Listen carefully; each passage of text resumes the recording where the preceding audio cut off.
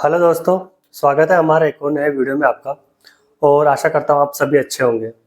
दोस्तों, आप देख रहे हैं कि लगातार जो सोलर पैनल्स है, जो खासकर मैं बात करूँ तो टॉपकॉन जो सोलर पैनल्स आ रहे हैं उनके अंदर जो है क्या हो रहा है कि हीटिंग इशू देखने को मिल रहा है किसी एक पार्ट पर और किसी एक पर्टिकुलर सेल पर। और उन्हें लगता है, कई कस्टमर क्या लगता है कि हीटिंग एक जगह से दूसरी जगह ट्रांसफ़र भी हो रही है। और कंपनी में जब फ़ोन करते हैं तो आपके स्ट्रक्चर को फेल कर देते हैं और बताते हैं आपका स्ट्रक्चर सही नहीं है।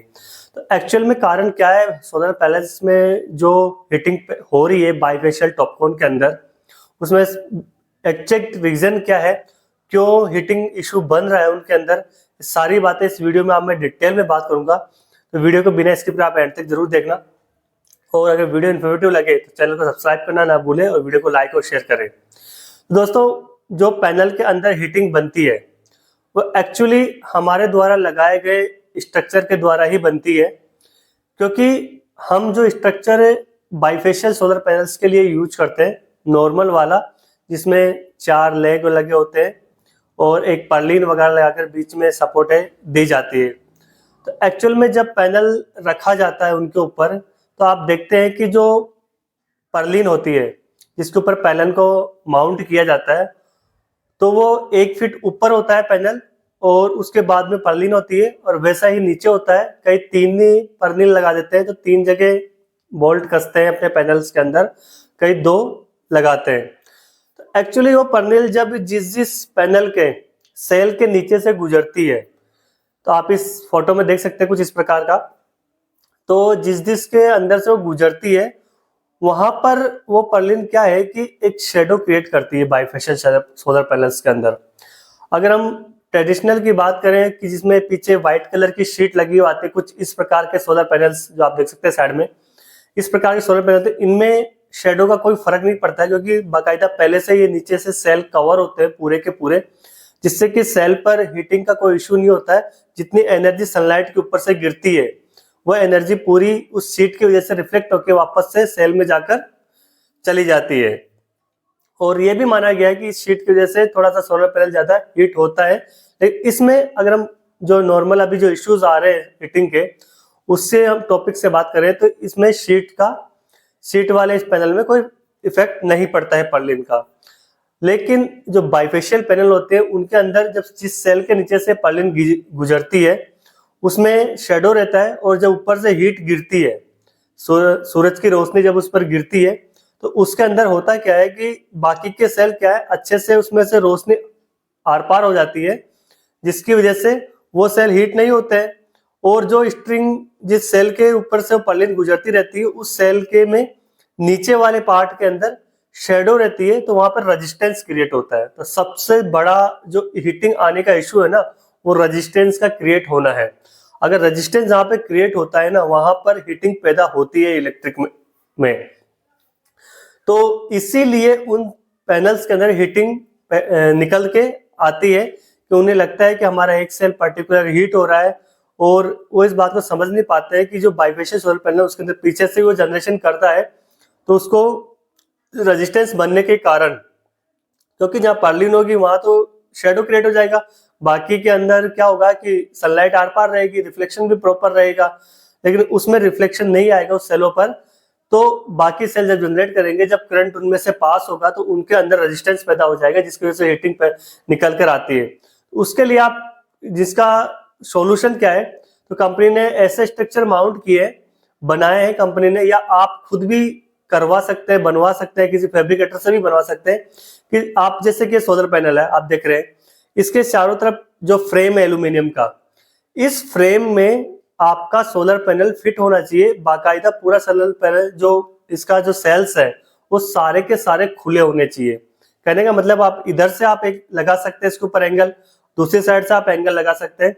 इसी प्रकार से आपको सारे जो बाईफेशियल सोलर पैनल है इनका स्ट्रक्चर माउंट करवाना होगा, और बीच का जो इनका सेल का जो एरिया होता है वो आपको ओपन रखना होगा। वहां पर कोई भी लेग एंगल वगैरह किसी भी चीज का आप बनवाते हैं, चाहे जीआई का हो चाहे आयरन का हो, तो कोई भी उनके को क्रॉस नहीं करना चाहिए।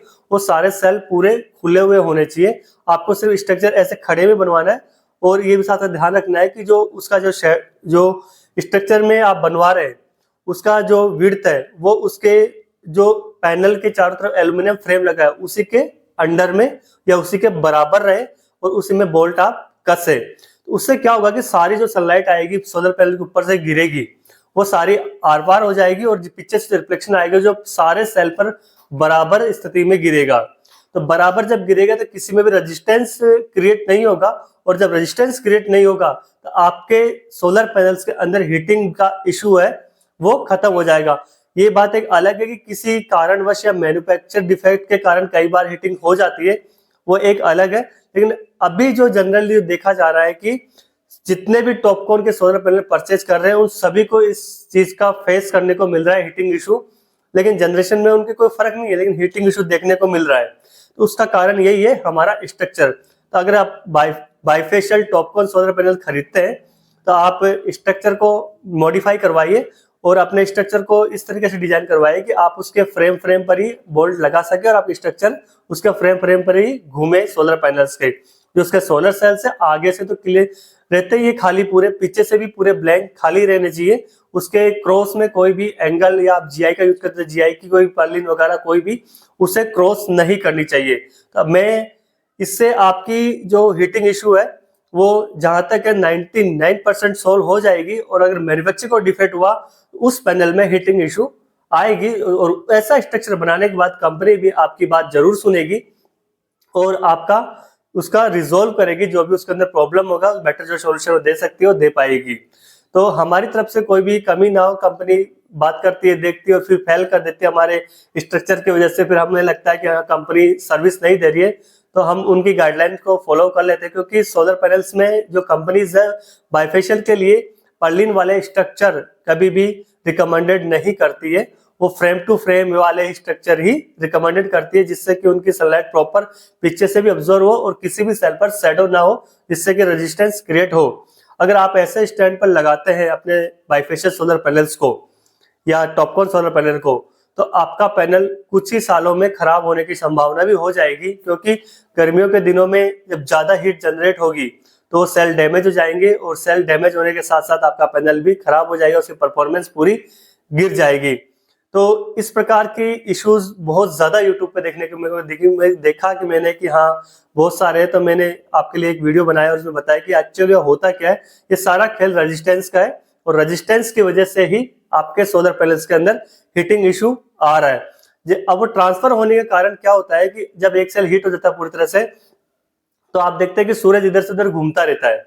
कब इधर पूर्व से निकलेगा पश्चिम तक जाएगा, जब वो पश्चिम की तरफ जाने लगेगा तो आप सुबह देखेंगे 12 बजे तक तो आपका पूर्व की साइड के जो सेल्स होते हैं वो हीट करने लगेंगे जिसके पैनल के। अब जैसे उधर से शिफ्ट होगा पश्चिम की साइड में 12 बजे दोपहर बाद में, तो आप देखेंगे कि जो सुबह के इधर वाले पूर्व साइड वाले जो सेल थे वो हीट हो रहे थे, लेकिन अब बाद में पश्चिम साइड वाले सेल हीट हो रहे हैं क्योंकि शैडो शिफ्ट हो गई। क्योंकि तीखी हो जाती है धूप तो उनके अंदर एनर्जी प्रॉपर थोड़ी आने लगती है, तो उनकी हीटिंग कम हो जाती है और उनकी शैडो बढ़ जाती है, तो उनकी हीटिंग बढ़ जाती है। तो यही एक छोटा सा रेजिस्टेंस जो है बहुत ही बड़ी प्रॉब्लम क्रिएट कर सकता है और आपके पैसे बेकार कर सकता है।